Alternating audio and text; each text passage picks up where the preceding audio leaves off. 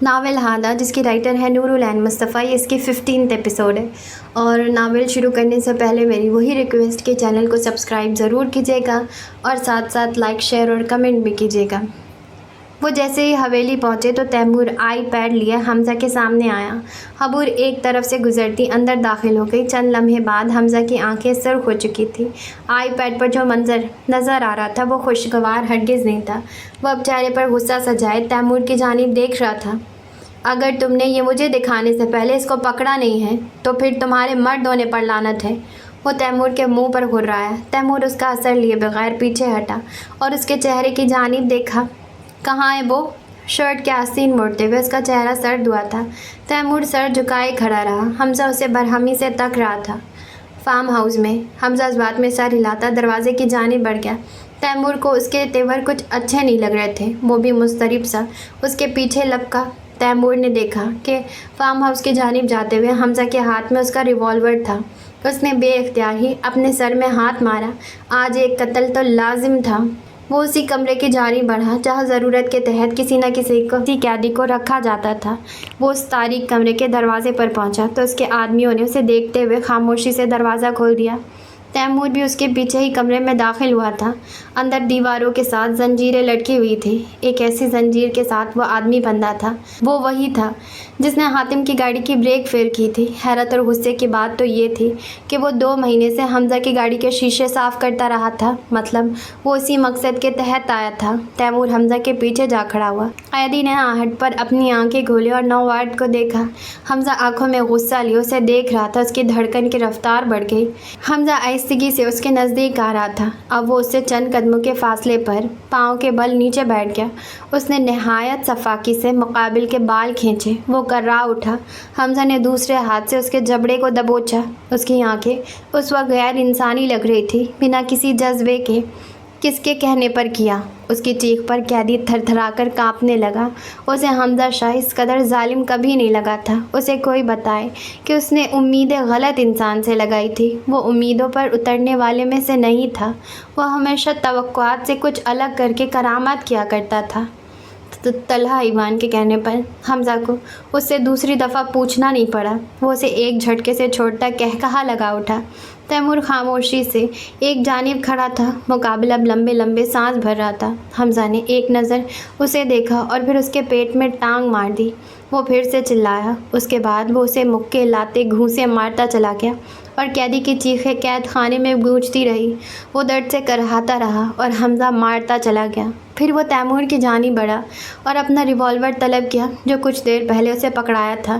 Timur نے اسے دیکھتے ہوئے نفی میں سر ہلایا تو حمزہ نے اس کے ہاتھ سے جھپٹ لیا۔ وہ قیدی کی جانب پلٹا جو بمشکل سسکیاں بھر رہا تھا۔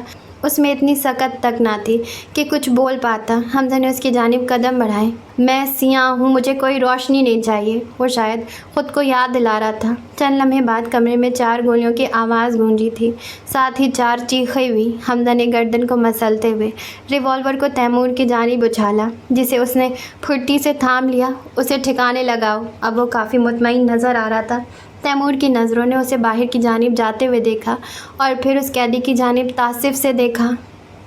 اس لڑکی کو کب سے جانتی ہو؟ الماری کے اندر منہ دیے حافہ پیچھے ہوئی۔ اس سوال کو سنتے ہی اس کی آنکھوں میں کوئی تاثر آیا تھا اور آ کر چلا گیا۔ اس نے دروازے میں ایستادہ صوفیہ بیگم کو دیکھا اور پھر گہرا سانس بھرا۔ اسے ایک لمحہ لگا تھا یہ جاننے میں کہ وہ کس لڑکی کی بات کر رہی تھی۔ صوفیہ بیگم اب چوکھٹ سے اندر قدم رکھ چکی تھی۔ حافہ کا چہرہ بے تاثر تھا۔ اسے صوفیہ بیگم کو دیکھتے ہوئے یہ کیوں محسوس ہو رہا تھا کہ وہ حبور کو جانتی تھی جب سے یونیورسٹی جانا شروع کیا ہے۔ اس کے چہرے پر ان کی پہلی ملاقات کا تاثر چھایا تھا اور وہ مسکرا دی۔ ان کی پہلی ملاقات اسے کافی دلچسپ لگتی تھی اور اسے حیرت بھی ہوئی تھی کہ اس جیسی روکھی انسان کی حبور کے ساتھ دوستی کیسے ہو گئی۔ صوفیہ بیگم اسے دیکھتے ہوئے بیڈ کی پائتینی پر جا بیٹھی۔ انہیں جاننا تھا کہ حافہ ان لوگوں کے بارے میں کس قدر جانتی تھی۔ کیا وہ شاگرد کا کوئی راز جانتی تھی؟ تم کیا کر رہی تھی؟ اپنی سوچوں میں گھلتا حافہ چونکی۔ اس نے سر اٹھا کر صوفیہ بیگم کی جانب دیکھا۔ یہ اس قدر سنجیدہ کیوں تھی؟ اس نے گہرا سانس بھر کر الماری کی جانب اشارہ کیا جس کا پٹ وا تھا اور اندر سے ملبوسات باہر جھلک رہے تھے۔ کل کے لیے کپڑے دیکھ رہی تھی۔ اس نے یہ نہیں سوچا تھا کہ اسے جانا چاہیے یا نہیں، پہلے اس کا ارادہ نہیں تھا، مگر پھر حبور اس کے گھر دعوت نامہ لے کر آئی تھی اور بابا نے بھی اجازت دے دی تھی۔ پھر آخری کیل عائشہ نے ٹھوکا تھا۔ حبور یہاں سے جاتے ساتھ ہی دلہن صاحبہ سے سفارش بھی کروا چکی تھی۔ وہ کم از کم عائشہ کو تو انکار نہیں کرنا چاہتی تھی۔ اگر آج عائشہ آپی کی مہندی نہیں ہوتی تو حبور میری مدد کر دیتی، اور اب مجھے سمجھ نہیں آ رہا کہ میں کیا پہنوں، وہ دھیرے سے بولی تو اس کی معصومیت پر انہیں پیار آیا۔ انہوں نے پہلی دفعہ حافہ کو باقی سب کی طرح برتاؤ کرتے دیکھا تھا۔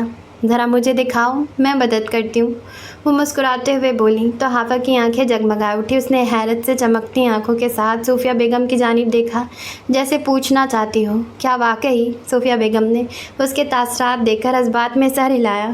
اب حافہ الماری کی جانب بڑھ گئی اور اس میں سے 3 ملبوسات باہر نکالے۔ مجھے ان تینوں میں سے ایک پہننا ہے۔ اس نے باری باری تینوں لباس آگے کیے۔ صوفیہ بیگم آنکھوں کو چھوٹا کیے ان ملبوسات کو دیکھ رہی تھی۔ ان میں سے ایک زمرد رنگ کا لمبا فراک تھا جس کے دامن پر سنہری دابکا اور کڑھائی کا کام کیا گیا تھا۔ انہیں موقع کی مناسبت سے وہ لباس پسند آیا۔ انہوں نے اس لباس کی جانب ستائشی نگاہوں سے دیکھا۔ حافہ نے ان کی پسندیدگی دیکھ کر باقی 2 لباس واپس الماری میں رکھ دیے۔ اب وہ اس لباس کے ساتھ کا دوپٹہ انہیں دکھا رہی تھی، زمرد رنگ کا لمبا دوپٹہ۔ میں اس کے ساتھ گولڈن رنگ کے سٹال کے ساتھ نقاب کروں گی، وہ اس کے پرسوچ آواز پر صوفیہ بیگم نے ازوات میں سر ہلایا۔ مگر مردوں کے لیے تو الگ انتظام ہے۔ ان کی بات پر وہ لباس کو ایک جانب کرسی پر رکھ کر واپس ان کے پاس جا بیٹھی۔ میں جانتی ہوں، مگر سردار انکل بھی تو ہوں گے اور حمزہ بھی ادھر ہی ہوگا اور دولہا دلہن بھی اکٹھا بیٹھائے جائیں گے۔ صوفیہ بیگم مسکرائی اور پھر حافہ کی جانب دیکھا۔ تم حمزہ کو کیسے جانتی ہو؟ اس سوال پر حافہ نے جھٹکے سے ان کی جانب دیکھا۔ اس کی نگاہوں کے سامنے ان کی ہر ملاقات گھوم کر رہ گئی۔ مگر پھپھو یہ سوال کیوں کر رہی تھی؟ میں اسے نہیں جانتی، بس اتنا جانتی ہوں کہ وہ حبور کا کزن ہے اور گاؤں کا اگلا سردار، اس نے صوفیہ بیگم کی آنکھوں میں دیکھتے ہوئے کہا۔ اس کے ہر لفظ سے صداقت جھلک رہی تھی۔ اس نے صوفیہ بیگم کی آنکھوں میں اس بات پر امڑتا درد بھی دیکھا۔ اس بات نے انہیں دکھی کیا تھا، مگر کیوں؟ یہی تو بات ہے حافہ، گاؤں کا اگلا سردار، گاؤں کا سب سے زیادہ مصروف مرد حبور کے کہنے پر تمہیں دعوت نامہ دینے چلایا۔ ان کے سنجیدہ لہجے پر حافہ خاموش رہ گئی۔ اسے نہیں معلوم تھا کہ انہوں نے اس قدر تجزیہ کر رکھا تھا۔ اس گھر کو دیکھو، اس محلے کو دیکھو، تمہارے گھر میں داخل ہوتے ہوئے اس کی پیشانی پر ایک شکن تک نہیں تھی حافہ۔ وہ حویلیوں میں رہنے والا سید حمزہ شاہ اس پرانے محلے کے اس بوسیدہ گھر میں فقط اپنی چچا زاد بہن کی شادی کا دعوت نامہ دینے آیا تھا۔ ان کے دلائل جھوٹے نہیں تھے اور یہ بات حافہ بھی جانتی تھی۔ اس نے دھیرے سے ان سے اپنی نگاہ چرا لی۔ نہیں حافہ، وہ یہاں تمہارے گھر والوں سے ملنے آیا تھا، وہ بھائی جان سے ملنے آیا تھا۔ انہوں نے آہستگی سے حافہ کے ہاتھ تھام لیے۔ وہ اپنا پہلو بدلتی بدلتی رک گئی۔ کچھ بولو حافہ، میرے خطرناک خدشات کی نفی کر دو، وہ کسی امید کے تحت بولی۔ حافہ صوفیہ بیگم کی گود میں دھرے اپنے ہاتھوں کو دیکھ رہی تھی، ان کے گرم لمس کو محسوس کر رہی تھی۔ اس نے دھیرے سے اپنا سر اٹھایا۔ آپ فکر مت کریں، میں اسے انکار کر چکی ہوں، ایک ہی جملہ، اور صوفیہ بیگم دھک سے رہ گئی۔ حافہ کے ہاتھوں پر ان کی گرفت کمزور پڑ گئی۔ تو کیا تاریخ اپنے آپ کو دہرانے والی تھی؟ کیا وہ تمہیں پسند کرتا ہے؟ انہوں نے حافہ کو دیکھتے ہوئے سوال کیا اور حافہ نے ازوات میں سر ہلایا۔ وہ سب ان سے کیا جھوٹ بولتی؟ صوفیہ بیگم بہت بات سنبھلی۔ نہیں، وہ تاریخ کو دہرانے نہیں دیں گی، وہ ایک دفعہ پھر سے سب کچھ نہیں کھوئیں گی۔ انہیں مستقبل سے خطرے کی بو آ رہی تھی اور اسی بو کی زد میں آتے ہوئے انہوں نے ایک فیصلہ کیا۔ اپنے چہرے پر آیا پسینہ صاف کیا اور اٹھ کھڑی ہوئی۔ تم ابھی اور اسی وقت حاتم سے بات کر کے مجھے اپنی منظوری دو، کل تم دونوں کا نکاح ہے۔ حافہ بھوچکا رہ کے وہ یک ٹک ان کے چہرے کو دیکھے گئی جو عجلت سے کھڑی ہو چکی تھی۔ حافہ کو سمجھ نہیں آ رہا تھا کہ وہ ایسا کیوں کر رہی ہیں۔ اس نے انہیں واپس بٹھایا۔ لمبے سانس لے پھپھو، وہ دھیرے سے ان کے ہاتھ تھامتے ہوئے بولی۔ صوفیہ بیگم چند لمحے اس کے چہرے کو دیکھتی رہیں اور پھر گہرے سانس بھرے وہ کچھ پرسکون ہوئی۔ اب بتائیں پھپھو، کیا ہوا ہے؟ وہ مدھم لہجے میں پوچھ رہی تھی۔ اس کے چہرے پر اب پہلے والی بے سکونی نہیں تھی۔ صوفیہ بیگم اپنے دماغ میں کئی باتوں کو دہرا رہی تھی، پھر جب بولی تو ان کی آواز مدھم تھی۔ ہم پہلے ایوان نگر میں رہتے تھے جو کہ شاہ گڑھ کے ساتھ ہے۔ انہوں نے آہستگی سے اپنی بات شروع کی۔ حافہ خاموشی سے ان کی بات سن رہی تھی۔ اب حاتم نے اپنی پوسٹنگ وہیں کروائی ہے۔ اس کے علاقے میں شاہ گڑھ اور ایوان نگر دونوں شامل ہیں۔ اس بات پر حافہ نے اپنی بھویں سکیڑ لی۔ حاتم حبور کے گاؤں میں تھا، وہ اتنے دنوں سے وہاں تھا۔ اس کے چہرے پر تعجب پھیل گیا۔ صوفیہ بیگم اس کے تاثرات سے بے خبر اپنی بات کہہ رہی تھی۔ حاتم وہاں کا ASP ہے اور حمزہ وہاں کا اگلا سردار۔ وہ ایک لمحے کو رکی اور حافہ کی جانب دیکھا۔ تم ان کے درمیان جھگڑے کی وجہ بنو گی۔ حافہ تک کسی کا مقروض نہیں رہتا، وہ اپنی تعریف دہرا کر ہی رہتا ہے، مگر اس دفعہ مہرے تبدیل ہیں۔ حافہ ناسمجھی سے ان کی بات سن رہی تھی۔ وہ گفتگو کا رخ کس جانب لے کر جا رہی تھی؟ جو پہلے شکاری تھا وہ آج شکار بن گیا ہے۔ حافہ، ایک دفعہ پھر گاؤں کے سردار کو خاندان سے باہر کی لڑکی سے محبت ہو گئی ہے۔ ان کی آنکھیں نم ہونے لگی تھی، لہجہ شکستہ ہو گیا تھا۔ یہ آپ کیا کہہ رہی ہیں؟ وہ بالآخر بول ہی پڑی۔ اسے صوفیہ بیگم کی پہلیوں کی زبان سمجھ نہیں آ رہی تھی۔ کچھ نہیں، انہوں نے اپنے لرزتے ہاتھوں سے چہرہ صاف کیا، پھر مسکرانے کی کوشش کی مگر نہیں مسکرا سکی۔ انہوں نے دھیرے سے سر جھکا دیا۔ حافہ نے تعصب سے ان کے بے بس سی کیفیت دیکھی۔ تم حاتم کو حمزہ کے بارے میں مت بتانا۔ اچھا؟ حافہ نے دھیرے سے اس بات میں سر ہلایا۔ عائشہ کی شادی پس منظر میں چلی گئی تھی اور اس کے سامنے ایک نیا مسئلہ کھڑا ہوا تھا۔ صوفیہ بیگم نے ایک دفعہ پھر حافہ کو دیکھا اور پھر پھیکا سا مسکراتے اس کے چہرے کے گرد اپنے ہاتھوں کا پیالہ بنا دیا۔ اس کی آنکھیں اس شفقت پر نم پڑ گئیں۔ اس نے ایسی ممتا کہاں محسوس کی تھی۔ تم میرے حاتم کی دلہن بنو گی نا؟ ان کی آنکھوں میں بیک وقت امید اور ڈر تھا۔ حافہ نے انہیں نہیں دیکھا۔ کیا وہ ان کی امید کو توڑ ڈالے گی؟ ہرگز نہیں۔ اس نے اپنی ہی نفی کی اور ان کی آنکھوں میں دیکھتے ہوئے رضامندی کا عندیہ دیا۔ اگر بابا مان گئے تو ضرور، وہ دھیرے سے کہہ رہی تھی۔ اس کی بات پر صوفیہ بیگم کھڑی ہو گئی۔ تم حاتم کو کال کر لو اور میں ابھی بھائی جان سے بات کرتی ہوں۔ میں انہیں منا لوں گی، میں انہیں ضرور منا لوں گی۔ وہ آخر میں خود سے یہ کہتی دروازے کی جانب بڑھ گئی مگر پھر رک گئی۔ مجھے معاف کر دینا حافہ۔ حافہ کے لب بھی واہ ہوئے تھے کہ صوفیہ بیگم باہر نکل گئی۔ حافہ دروازے کو دیکھتی رہ گئی۔ صوفیہ بیگم کے جانے کے بعد وہ موبائل فون تھامے بیٹھی تھی مگر اس کا دل نہیں مان رہا تھا۔ وہ کیسے حاتم کو خود ہی فون کر دیتی؟ نہیں، اس سے نہیں ہوگا۔ اس نے نفی میں سر ہلاتے ہوئے موبائل ایک طرف رکھ دیا اور خود اٹھ کھڑی ہوئی۔ اب اس کا رخ کمرے کی واحد کھڑکی کی جانب تھا جو برآمدے میں کھلتی تھی۔ اس نے کھڑکی کے پٹ وا کیے اور نظر نعیم صاحب کے ساتھ بیٹھی صوفیہ بیگم پر پڑی۔ وہ ادھر بیٹھی ان دونوں کی آواز نہیں سن سکتی تھی مگر اتنا جانتی تھی کہ وہاں اس کی زندگی کا فیصلہ ہو رہا تھا۔ نعیم صاحب کی پیشانی کی شکنیں اس بات کی گواہ تھی کہ وہ صوفیہ بیگم کی بات سے متفق نہیں تھے اور صوفیہ بیگم کے چہرے پر چھایا اضطراب اور عزم اس بات کی گواہی دے رہا تھا کہ وہ نعیم صاحب کو منا کر ہی دم لینے والی تھی۔ حافہ کو معلوم نہیں تھا کہ وہ حاتم کو بچانا چاہتی تھی، حمزہ کو یا پھر شاہ گڑھ کو۔ وہ ساکن سے کھڑکی کے آگے بنی جگہ پر بیٹھی رہی حافہ کو چھوڑ کر۔ اگر ہم صحن کی جانب رخ کریں تو وہاں صوفیہ بیگم اور نعیم صاحب کی مدھم آواز میں بحث جاری تھی۔ صوفیہ، یہ نہیں ہو سکتا، میں پھر ایک بار تمہاری بات کا یقین نہیں کر سکتا۔ ان کے چہرے پر بے یقینی تھی اور وہ مسلسل نفی میں سر ہلا رہے تھے۔ وہ یہ بات نہیں مان سکتے تھے۔ صوفیہ بیگم نے ان کی جانب بے چینی سے دیکھا۔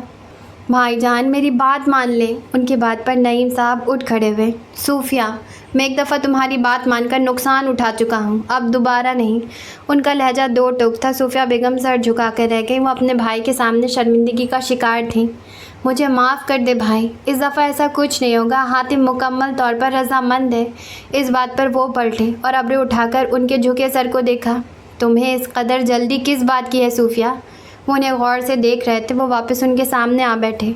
مجھے بتاؤ صوفیہ، اب کیا ہوا ہے؟ ان کا لہجہ مدھم ہو گیا۔ وہ ان کی پریشانی کو بھانپ گئے تھے اور اس کے پیچھے کی وجہ جاننا چاہتے تھے۔ کیا حاتم ان پر زور ڈال رہا تھا؟ صوفیہ بیگم اس سوال پر انہیں دیکھ کر رہ گئی۔ وہ انہیں آنے والی تباہی کے متعلق کیسے بتاتی؟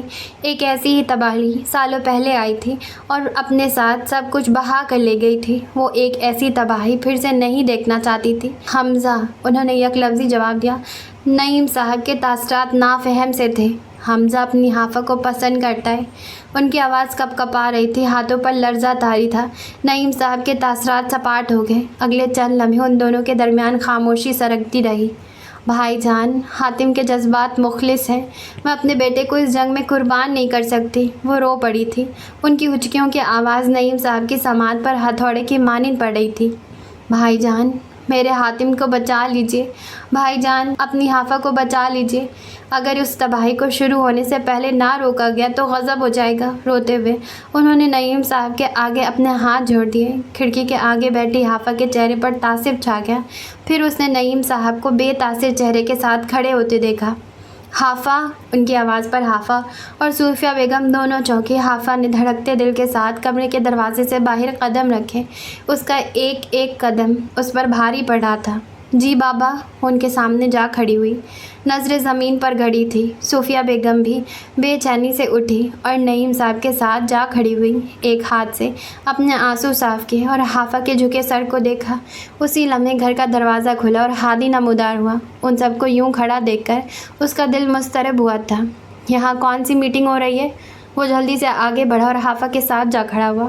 ایک جانب صوفیہ بیگم اور نعیم صاحب کھڑے تھے، دوسری جانب حافہ اور عبدالہادی۔ ہادی تعجب سے نعیم صاحب کی جانب دیکھنے لگا۔ اب انہیں اپیا پر غصہ کیوں آیا تھا؟ میں آج شام میں تمہارا نکاح حاتم ولد عبد الرحمن سے کرنا چاہتا ہوں۔ اگر تمہیں کوئی اعتراض ہے تو تم بتا سکتی ہو۔ اس نے جھٹکے سے سر اٹھا کر نعیم صاحب کی جانب دیکھا۔ اس کی آنکھوں میں کئی سوال تھے۔ کیا اس کے بابا مان گئے تھے؟ پھر اس نے ان کے داہنے جانب استادہ صوفیہ بیگم کو دیکھا۔ ان کے چہرے پر مسکراہٹ پھیل چکی تھی۔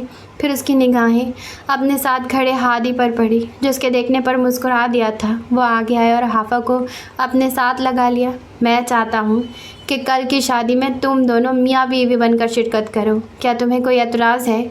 ان کے پھر سے پوچھنے پر حافہ نے صوفیہ بیگم کی جانب دیکھا۔ صوفیہ بیگم سمجھتے ہوئے نعیم صاحب کے نزدیک آئیں۔ اسے حاتم سے کچھ بات کرنی تھی۔ اس بات پر انہوں نے اپنے جبڑے بھیج لیے۔ پھر سر جھکائے کھڑی حافہ کو دیکھا۔ تم ابھی حاتم کو بلاؤ، مجھے 2 گھنٹوں کے اندر اندر وہ یہاں چاہیے۔ وہ اپنا فیصلہ سناتے پلٹ گئے۔ اب ان کا رخ رضیہ بیگم کے کمرے کی جانب تھا، جبکہ پیچھے موجود ہادی خوشی کے باعث اچھلا تھا۔ پھر اس نے حافہ کے ہاتھوں کو تھاما اور مسکراتے ہوئے اسے اپنے ساتھ گھمانے لگا۔ صوفیہ بیگم انہیں دیکھ کر مسکرا دیں۔ پھر یکدم انہیں کچھ یاد آیا تو مسکراتے ہوئے اپنے سر پر چپت ماری۔ اب وہ حاتم کا نمبر ملا رہی تھی۔ حویلی کے باغ کے دونوں حصوں میں سجاوٹ کا کام جاری تھا۔ حمزہ زنانہ حصے میں کام کروا رہا تھا، جبکہ تیمور مردانہ حصے میں سب کی نگرانی کر رہا تھا۔ ہر جانب لوگ کام کرتے نظر آ رہے تھے۔ مہندی کا فنکشن چند گھنٹوں میں شروع ہونا تھا۔ چونکہ گاؤں کے لوگ رات گئے تک باہر نہیں رہتے تھے، اس لیے تقریب بھی جلد ہی اختتام کو پہنچتی تھی۔ حمزہ آدمیوں کو برقی کمکمے لگانے کی ہدایت کر رہا تھا کہ اندر سے حبور سب چیزوں کا جائزہ لینے باہر نکلی۔ ابھی وہ حمزہ کی جانب بڑھ ہی رہی تھی کہ حمزہ کی حبور پر نگاہ پڑی۔ گلابی رنگ لباس کے ساتھ ہم رنگ دوپٹہ اوڑھے وہ اس کی جانب بڑھ رہی تھی۔ اس کے ابرو تن گئے۔ وہ ملازمین کو ہدایت کرتا لمبے لمبے قدم اٹھاتا اس کی جانب بڑھا اور اس کا ہاتھ زور سے تھاما۔ حبور احتجاج کرتی رہ گئی۔ اب وہ اسے اندر کی جانب لے کر جا رہا تھا۔ لاؤنج میں داخل ہوتے ہوئے اس نے ایک جھٹکے سے اس کا ہاتھ چھوڑا۔ حبور کے چہرے پر بدمزگی پھیل گئی۔ ارد گرد بہت سی عورتیں کام کر رہی تھیں۔ باہر کیا کرنے آئی تھی؟ اب وہ اپنے سینے پر بازو پھیلائے اسے دیکھ رہی تھی۔ اسے حمزہ کے غصے کی وجہ معلوم تھی، مگر وہ کیوں اسے اپنے اوپر چلانے دیتی؟ اپنی حدود میں رہا کرو حمزہ، میں اپنی بہن کی شادی کی تیاریاں دیکھنے گئی تھی۔ وہ اپنی بہن پر زور ڈالتے ہوئے بولی۔ حمزہ کا چہرہ سپاٹ پڑ گیا۔ اس نے ایک نظر ماحول پر ڈالی اور پھر اپنے بالوں میں ہاتھ پھیرا۔ دل تو کر رہا تھا کہ اس لڑکی کی طبیعت صاف کر ڈالے، مگر افسوس کہ وہ لڑکی حبور تھی۔ حدود میں رہنے کی ضرورت تمہیں حبور، اور ابھی عائشہ کی شادی کی تیاریاں دیکھنے کے لیے میں زندہ ہوں۔ اسے دیکھتے ہوئے ایک لمحے کے لیے رکا۔ اتنے مردوں کے سامنے آتے ہوئے تمہیں شرم نہیں آئی؟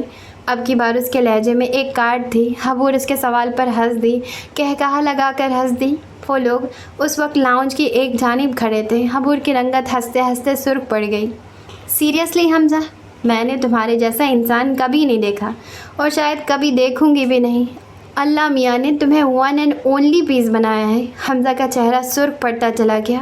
اور پتہ ہے، مٹی بھی کوئی خاص جگہ سے اٹھائی گئی ہوگی جس سے کسی اور انسان کو بنایا نہیں گیا ہوگا۔ حمزہ نے اپنے جبڑے اور مٹھیاں بھیج لیں۔ ایک یہ حبور اور دوسرا وہ حاتم، یہ دونوں انسان اگر اس کی زندگی سے نکال دیے جائیں تو اس قدر سکون میسر ہو۔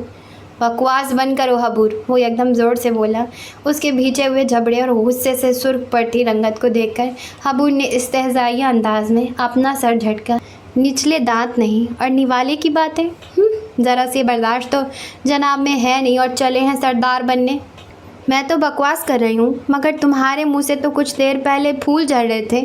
اس نے تمسخر سے اپنا سر جھٹکا۔ سنہری بال جھول اٹھے۔ میں نے تم سے فقط ایک سوال کیا تھا حبور شاہ، جس کا جواب دینا تم نے گوارا نہیں کیا۔ اس بات پر حبور کے لب مسکرائے اور پھر 2 قدم نزدیک آئی۔ وہ اب حمزہ کی آنکھوں میں دیکھ رہی تھی۔ حمزہ حضور، آپ بھول رہے ہیں کہ میں یونیورسٹی بھی جاتی ہوں اور 21ویں صدی کی لڑکی ہوں۔ آج کے دور کی لڑکیوں کو سر اٹھا کر چلنا آتا ہے۔ اس کی آواز میں ٹھہراؤ تھا۔ وہ نہایت سنجیدگی سے کہتے ہوئے پیچھے ہٹی۔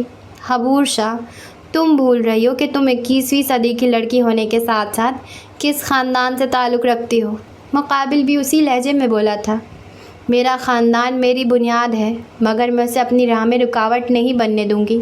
اس کے چہرے پر تلخ تاثرات تھے۔ حمزہ نے اس کی بات سمجھنے کی کوشش کی۔ یہ کس راہ کی بات کر رہی تھی؟ خیر، تمہیں پڑھنے کی جو اجازت دی گئی ہے وہ واپس بھی لی جا سکتی ہے۔ وہ سرد مہری سے تنبیہ کر رہا تھا۔ حبور دھیرے سے مسکرا دی۔ کئی کام کرتی عورتیں انہیں دیکھتے ہوئے ایک دوسرے کو اشارے کر رہے تھے۔ حمزہ کی ان پر نگاہ پڑی تو بوکھلا کر اپنا کام کرنے لگی۔ میرا باپ ابھی زندہ ہے حمزہ، وہ دھیرے سے کہتے ہوئے پلٹ گئی۔ پیچھے حمزہ نے لمبا سانس بھرا اور دوبارہ سے کام کرنے میں مصروف ہو گیا۔ شام ہونے میں ابھی وقت تھا اور شہر جانے میں 2 گھنٹے لگ جانے تھے۔ وہ بے چینی سے اپنے مکان کے آنگن میں چل رہا تھا۔ اسے کچھ دیر قبل ہی صوفیہ بیگم کی کال آئی تھی۔ انہوں نے اسے جلد از جلد شہر آنے کے لیے کہا تھا۔ اب وہ انہیں کیسے سمجھاتا کہ یہاں اس کی ہر حرکت پر نظر رکھی جا رہی تھی۔ اس کے پاس ایک منصوبہ تھا، مگر اس پر عمل کرنے کے لیے اسے پہلے اسامہ سے بات کرنی تھی۔ اس نے پینٹ کی جیبوں سے موبائل فون باہر نکالا۔ وہ ابھی بھی اپنی وردی میں ملبوس تھا۔ کال اٹھا لی گئی تھی، مگر وہ رک گیا۔ اس نے دوسری جانب سے بولنے کا انتظار کیا۔ کبھی کبھی وہ کافی محتاط ہو جایا کرتا تھا۔ اسی وقت اسامہ کی آواز گونجی۔ وعلیکم السلام اسامہ، میری بات غور سے سنو۔ اس کے عجلت بھرے لہجے پر اسامہ چونکا تھا۔ ماں نے مجھے شہر بلایا ہے۔ کسی وجہ سے وہ کافی پریشان تھی اور انہوں نے وجہ بھی نہیں بتائی ہے، وہ جلدی جلدی کہہ رہا تھا۔ دوسری جانب اسامہ مکمل توجہ سے اس کی بات سن رہا تھا۔ تو کیا آپ جا رہے ہیں؟ اس نے ادھر ادھر دیکھتے ہوئے پوچھا۔ اس وقت وہ ایمان حویلی کے باغ میں ایک حصے میں موجود تھا۔ آواز قدرے مدھم تھی۔ ہاں، میں جا رہا ہوں۔ میں نے یہ پوچھنے کے لیے کال کی تھی کہ کیا طلحہ کے آدمی ابھی بھی مجھ پر نظر رکھے ہوئے ہیں؟ اس سوال پر اسامہ نے گہرا سانس بھرا۔ حاتم اور طلحہ کی پچھلی ملاقات کے بعد طلحہ اور بختیار میں کافی دیر کوئی خفیہ بات چیت ہوتی رہی تھی، جس کے نتیجے میں بختیار نے حاتم کی نگرانی کرنے کے لیے لوگوں کی تعداد بڑھا دی تھی۔ بھائی، اس بختیار نے آپ پر نظر رکھنے والے آدمیوں کی تعداد بڑھا دی ہے۔ اس کی بات پر حاتم ساکت رہ گیا۔ اسے آپ پر شک ہو گیا ہے۔ اس کا لہجہ مزید مدھم ہوا تھا۔ حاتم رکا۔ 1 منٹ، شک تو انہیں حاتم پر پہلے دن سے تھا۔ اسے شک ہو گیا کہ اب حاتم عبدالودود نہیں ہیں۔ حاتم جہاں تھا وہیں تھم گیا، جبکہ اسامہ اب اسے شہر جانے کے خطرات سے مطلع کر رہا تھا۔ اس صورتحال میں آپ کا شہر جانا صرف آپ کے لیے ہی نہیں بلکہ آپ کے خاندان والوں کے لیے بھی مسائل پیدا کرے گا۔ حاتم کے نظروں کے سامنے صوفیہ بیگم کا چہرہ گھوم گیا، پھر حافظ، ہادی، نعیم صاحب اور رضیہ بیگم۔ اس نے اپنا سر نفی میں ہلایا۔ وہ کسی کو بھی نقصان نہیں پہنچنے دے گا۔ اگر اس نے میرے خاندان کو نقصان پہنچانے کی کوشش بھی کی تو میں اس کے ساتھ وہ کروں گا جو وہ سہ نہیں سکے گا۔ اس کا لہجہ انتہائی خطرناک تھا۔ طلحہ کیا سمجھتا تھا کہ طاقت صرف اس کے پاس تھی؟ نہیں، اگر اس نے کچھ کیا تو حاتم عبد الرحمن سے بچ نہیں سکے گا۔ اگر وہ اپنی طاقت دکھائے گا تو مجھے بھی قانون کی طاقت دکھانی پڑے گی۔ اب اسامہ ادھر سے ادھر ٹہل رہا تھا۔ آپ اب بھی جانا چاہتے ہیں؟ جگہ جگہ طلحہ کے آدمی کھڑے تھے اور وہ دھیرے سے اس سے پوچھ رہا تھا۔ میں جاؤں گا اسامہ۔ اس کے آدمی کیا، مجھے طلحہ ایوان خود بھی نہیں روک سکتا۔ وہ اپنے کمرے کی جانب بڑھا اور موبائل اسپیکر پر ڈال کر ایک جانب رکھ دیا۔ کیا پلان ہے؟ الماری سے کپڑے نکالتے حاتم کے ہاتھ تھمے۔ اس نے ایک لمحے کے لیے موبائل فون کی جانب دیکھا اور دھیرے سے مسکرا دیا۔ وہ مشکل وقت میں گھبراتا نہیں بلکہ مشکل سے باہر نکلنے کے منصوبہ بندی کیا کرتا تھا۔ میں ابھی مجتبیٰ کو بلاتا ہوں، وہ میری جیپ لے کر پیٹرولنگ پر نکلے گا، سب کو لگے گا کہ میں جیپ میں ہوں۔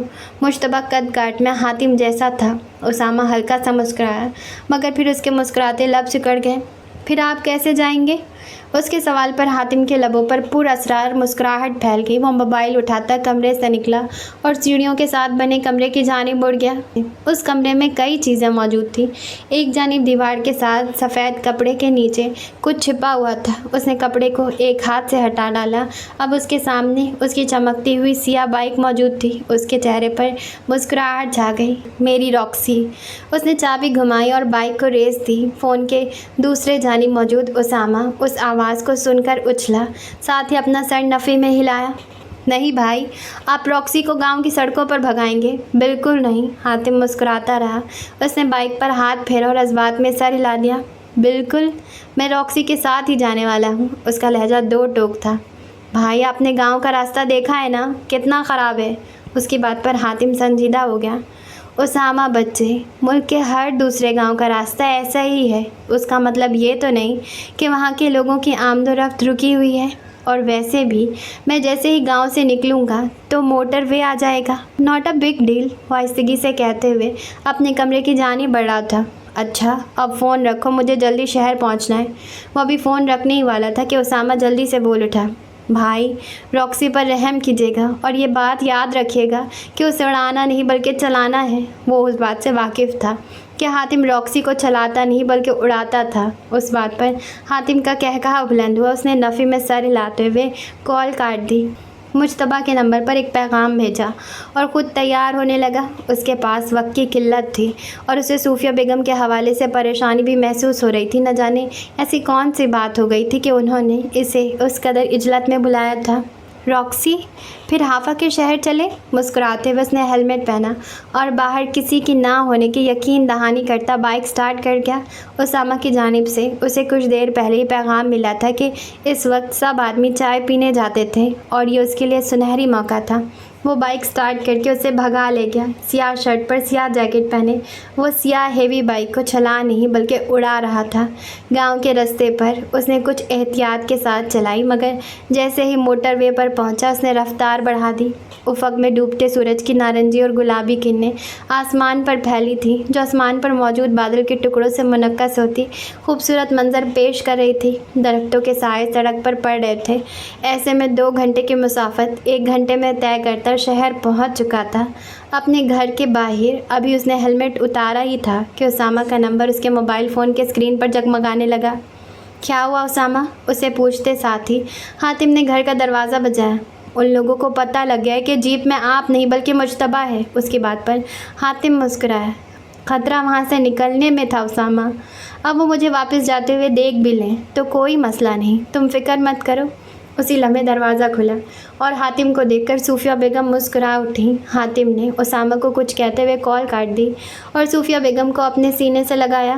کچھ دیر بعد وہ بائک کو گھر کے اندر کھڑا کرتا صوفیہ بیگم کے ساتھ اپنے کمرے میں بیٹھا تھا۔ صوفیہ بیگم ادھر سے ادھر ٹہلتی اسے اپنا فیصلہ سنا رہی تھی۔ حاتم انہیں دیکھ کر رہ گیا۔ چند لمحوں کے لیے اسے سمجھ ہی نہ آیا کہ وہ صوفیہ بیگم کو کیا جواب دے۔ صوفیہ بیگم اب اس کے سامنے استادہ اس کے جواب کی منتظر تھی۔ ان کے پاس وقت نہیں تھا اور ابھی حاتم کو واپس بھی جانا تھا۔ ماں، آپ کو اتنی جلدی کس بات کی ہے؟ کافی دیر بعد وہ سنجیدہ لہجے میں بولا۔ صوفیہ بیگم حمزہ والی بات کو حذف کر گئی۔ انہوں نے حاتم کو صرف نکاح والی بات بتائی تھی۔ بس میں جو کہہ رہی ہوں وہ مان لو حاتم۔ حاتم غور سے ان کے چہرے پر پھیلا اضطراب دیکھ رہا تھا۔ اور ماموں؟ بھائی جان نے ہی یہ فیصلہ کیا ہے، یہ تم دونوں کا نکاح ابھی ہوگا یا پھر کبھی نہیں۔ وہ اس کے پاس بیڈ پر بیٹھ گئی۔ حاتم کو یقین تھا کہ وہ اسے کچھ نہ کچھ ضرور چھپا رہی ہیں، مگر کیا حافظ کے لیے کوئی رشتہ آیا تھا؟ اور حافظ کو جو اعتراضات تھے وہ باری باری اپنے تمام سوالات پوچھ رہا تھا۔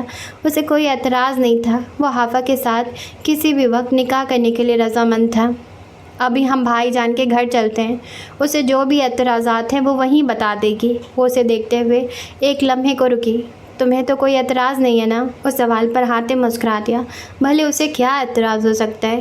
نہیں ماں، مجھے کوئی اعتراض نہیں۔ وہ مسکراتے ہوئے کھڑا ہو گیا۔ صوفیہ بیگم نعیم صاحب کے گھر داخل ہوئیں تو نعیم صاحب نماز پڑھنے مسجد جا چکے تھے، جبکہ ہادی نماز کی ادائیگی کے بعد حافظ کے ساتھ بیٹھا تھا۔ صوفیہ بیگم کو دیکھ کر وہ دونوں کھڑے ہو گئے۔ حاتم آ گیا ہے، باہر کھڑا ہے۔ حافظ نے اس بات میں سر ہلاتے ہوئے سر پر اوڑھے دوپٹے کو چہرے پر کھینچ لیا، ساتھ ہی اپنی نگاہیں جھکا لی۔ دل تھکے بے قابو ہو رہا تھا۔ ہادی کے ساتھ دروازے سے اندر داخل ہوتے حاتم کے لب مسکراہٹ میں ڈھلے تھے۔ وہ ان دونوں کی جانب بڑھا۔ السلام علیکم، اس کی آواز گونجی تو حافظ نے دھیرے سے سر کو جھنبش دیتے ہوئے سلام کا جواب دیا۔ میں نانو سے مل کر آتا ہوں۔ وہ ایک نظر ان کی جانب ڈالتا اندر بڑھ گیا۔ اس کے جانے پر حافظ نے گہرا سانس بھر کر اپنا سر اٹھایا تو خود پر صوفیہ بیگم اور ہادی کی مسکراتی نگاہیں محسوس ہوئیں۔ اس نے خفیف سے انداز میں ہاتھی کو گھورا تو وہ کہکہا لگا کر ہنس دیا۔ ویسے پپو، کتنی عجیب بات ہے نا، ہمنا کی شادی بھی جلد بازی میں ہوئی اور عفیہ کی بھی شادی جلد بازی میں ہو رہی ہے۔ اس کے لہجے سے شرارت جھلک رہی تھی۔ حافہ نفی میں سر ہلاتے ہوئے صوفیہ بیگم کے سامنے چارپائی پر جا بیٹھی۔ ہاں ویسے عجیب بات تو ہے، انہوں نے مسکراہٹ دباتے ہوئے کہا۔ اچھا حافہ، تمہیں حاتم سے کوئی بات کرنی تھی؟ بھائی جان کے آنے سے پہلے کر لو۔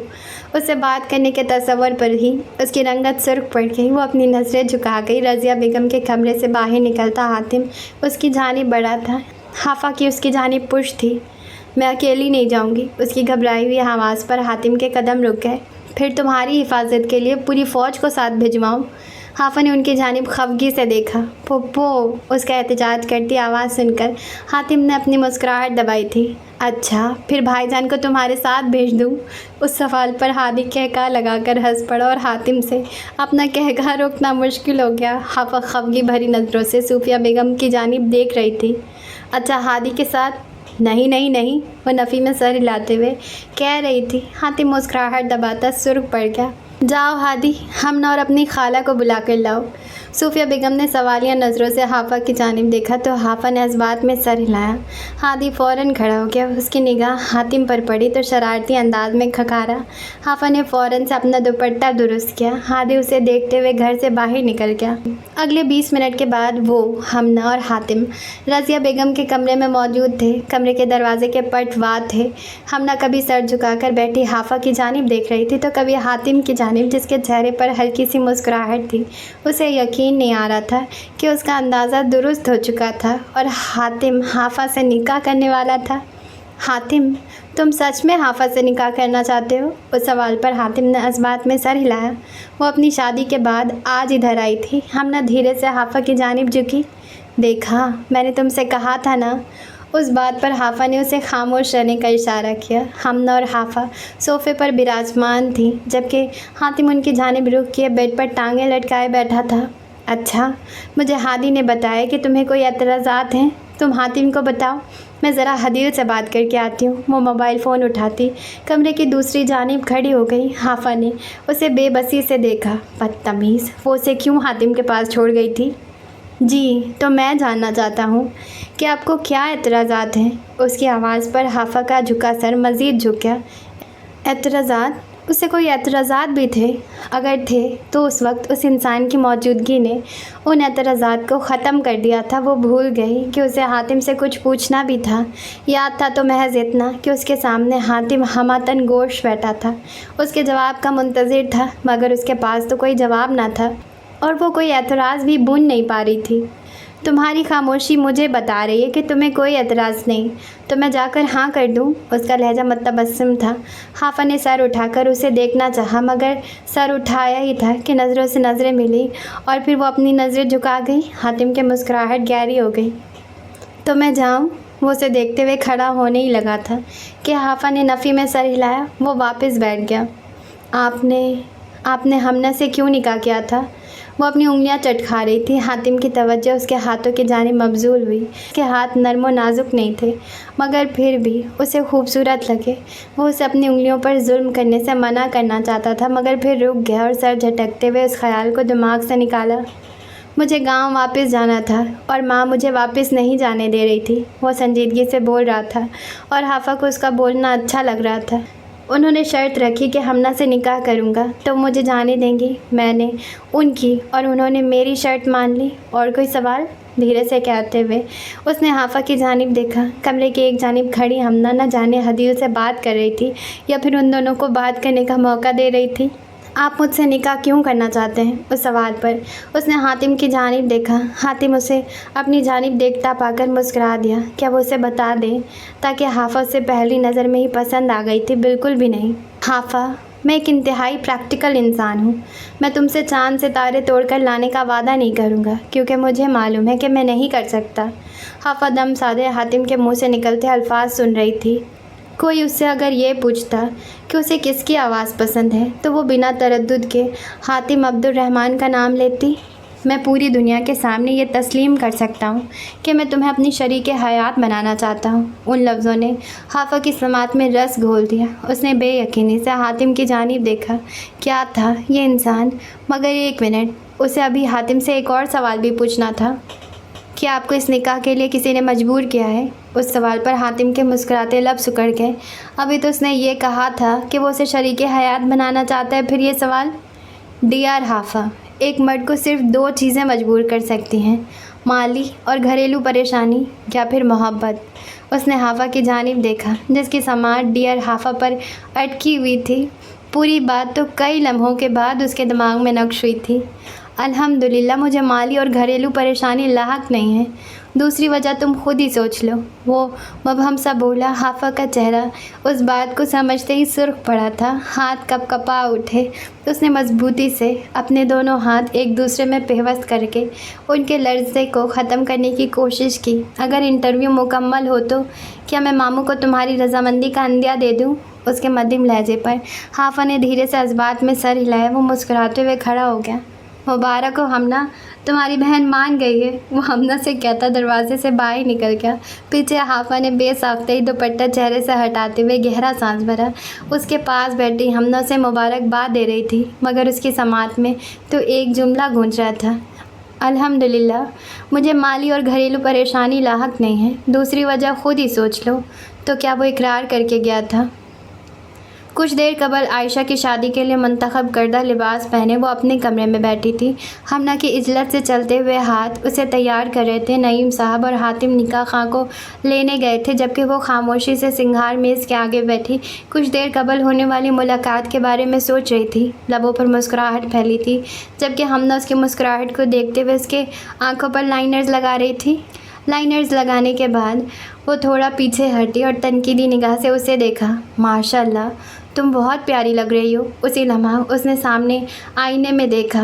وہ خود کو دیکھ کر ٹھٹک گئی۔ سانولی رنگت پر کیے گئے ہلکے سے میک اپ میں وہ بہت خوبصورت لگ رہی تھی۔ اسی لمحے دروازے پر دستک ہوئی اور ہادی اندر داخل ہوا۔ وہ دروازے پر کھڑا اسے دیکھتا رہ گیا۔ حیرت کے باعث آنکھیں پھیل گئیں۔ حافہ نے بھی اس کی جانب دیکھا اور ہلکا سا مسکرا دی۔ ہادی ٹرانس کی کیفیت میں چلتا ہوا آگے آیا اور اس کا سر اپنے ساتھ لگایا۔ ماشاءاللہ اپیا، اب بہت اچھی لگ رہی ہیں۔ ایک آنسو اس کی آنکھ سے نکلتا حافہ کے بالوں میں گم ہو گیا۔ حمنہ دراز قد تھی مگر حافہ کا قد متناسب تھا، 5 فٹ 2 انچ۔ حمنہ انہیں دوپٹہ اڑاؤ، نکاح خواہ آ گئے ہیں۔ وہ اپنے آنسو صاف کرتا پیچھے ہٹ گیا۔ اس کے پیچھے ہٹنے پر حمنہ نے سنہری دوپٹے کے ساتھ اس کا نقاب کیا اور زمرد رنگ کا دوپٹہ اس کے داہنے کندھے پر پھیلا دیا۔ سنہری ہیل پہنے وہ تیار تھی۔ دروازے پر دستک ہوئی اور نعیم صاحب کے ساتھ نکاح خواہ اندر داخل ہوئے۔ اس پر اسی زمرد دوپٹے کا گھونگھٹ کیا گیا تھا۔ حافہ نعیم ولد محمد نعیم، آپ کا نکاح حاتم عبدالرحمن ولد عبدالرحمن احمد کے ساتھ مبلغ 2 لاکھ روپے حق مہر سکہ رائج الوقت بڑھایا جاتا ہے۔ کیا آپ کو یہ نکاح قبول ہے؟ ہادی اس کے ساتھ کھڑا تھا۔ اس نے گہرا لمبا سانس بھرا اور آنکھیں بند کی۔ جالی دار پردے کو ہٹاتے ہی اس کی نگاہیں جھک گئی۔ حافہ نے حیرت سے اس کی جھکی نگاہوں کو دیکھا۔ قبول ہے؟ کیا آپ کو یہ نکاح قبول ہے؟ میں نے جب اسے پہلی دفعہ دیکھا تو مجھے لگا اسے میرے لیے ہی بنایا گیا ہے۔ قبول ہے؟ کیا آپ کو یہ نکاح قبول ہے؟ نکاح خواہ نے آخری دفعہ پوچھا۔ وہ آپ کی قسمت میں نہیں ہوگا حافہ۔ قبول ہے؟ وہ آج سب کو بتا دینا چاہتی تھی کہ حاتم عبدالرحمن ہی اس کی قسمت تھا۔ وہ مسکرا دی۔ نعیم صاحب اس کے سر پر ہاتھ رکھے نکاح خواہ کے ساتھ باہر نکل گئے۔ ہادی نے بھی حافہ کو مبارکباد دینے کے بعد ان کی تقلید کی تھی۔ برآمدے میں موجود تخت پر رضیہ بیگم کے ساتھ حاتم براجمان تھا۔ رضیہ بیگم اس نکاح سے خوش نظر نہیں آ رہی تھی مگر کیا کرتی، ان کا بیٹا رضامند تھا۔ حاتم عبدالرحمن ولد عبدالرحمن احمد، آپ کا نکاح حافہ نعیم ولد محمد نعیم کے ساتھ مبلغ 2 لاکھ روپے حق مہر سکہ رائج الوقت پڑھایا جاتا ہے۔ کیا آپ کو یہ نکاح قبول ہے؟ جالی دار پردے کے پار موجود مرد نے اس لڑکی کو دیکھا جو چادر سے نقاب کیے کھڑی تھی جس سے اس کی آنکھیں جھلک رہی تھی۔ اس نے اپنا سر جھکایا اور مسکرا دیا۔ قبول ہے؟ اس کی آواز اس کے اندرونی کیفیت کی گواہ تھی۔ کیا آپ کو یہ نکاح قبول ہے؟ اسے سوراخوں کے پار کسی کا سنہری آنچل نظر آیا تھا۔ ایک دم بھوری چادر میں لپٹی سیاہ آنکھیں یاد آئی اور اس کا ہاتھ بے ساختہ ہی سیاہ رنگ کی جانب اٹھا۔ کیا آپ کو یہ نکاح قبول ہے؟ اگر کبھی محرم بنا تو دیکھ لوں گا۔ قبول ہے؟ اس کی آواز میں سرشاری اود آئی۔ حافہ نعیم کو ہمیشہ کے لیے اس کا ساتھی منتخب کر دیا گیا تھا۔